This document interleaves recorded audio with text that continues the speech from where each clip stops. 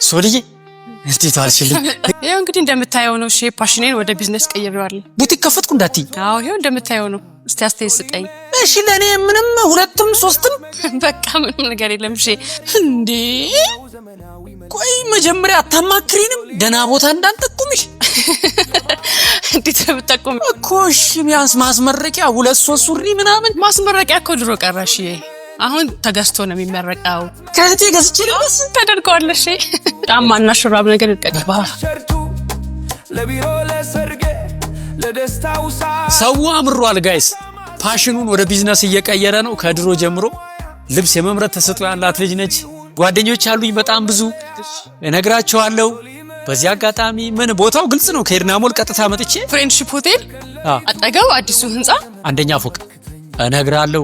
ስልክስ 0945 299999። አንቺ ምርጥ ጫማ ነው። ቆንጆ ነው። ወደድከው? በጣም በጣም በጣም። ቀጠሮ ምናምን ሊያዝ እንዴ ዝም ብዬ የሆነ ሰው ልቅጠር መሰለኝ ዛሬ።